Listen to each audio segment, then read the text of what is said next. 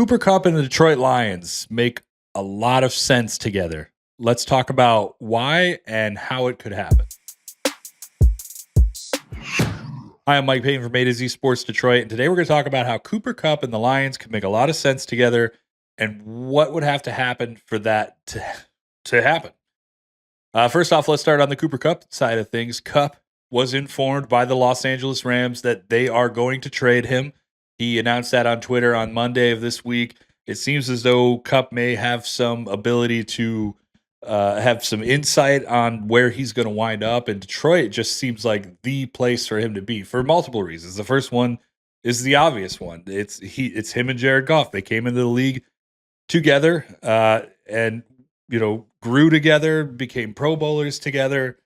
There's a lot of reason why you would connect them, and that's actually one of the big reasons why ESPN's Jeremy Fowler, NFL insider Jeremy Fowler, went on SportsCenter this week and talked about how NFL executives believe the Lions are one of the places that Kupp is going to wind up or could wind up.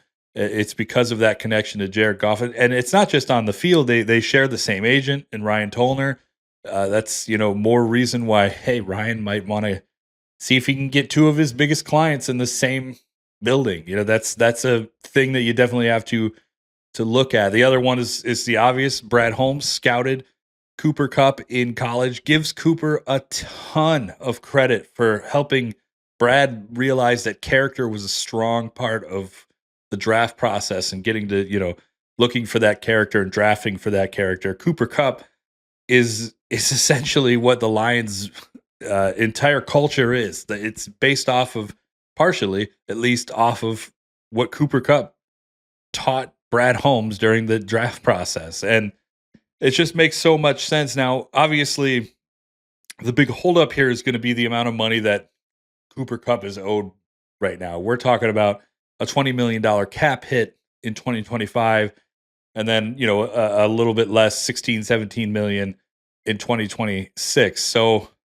if the Lions were to trade for him, on one hand, you get the opportunity to say, well, hey, that's a lot of money that we're going to be taking on. You could ask the Rams to eat some, or you could say, hey, look, we'll give you a 5th round pick, and you're just going to have to take that. The Lions are in the driver's seat on that end because they don't have to take this on if they don't want to. But if they were to send over a 5th round pick and the Rams were to send Cooper Kupp over, then there would have to be a renegotiation of that contract. You'd have to restructure it, see how much you can backload and bring that initial cap hit down. So there's that. But the more realistic way that the Lions could wind up with Kupp is not through a trade at all.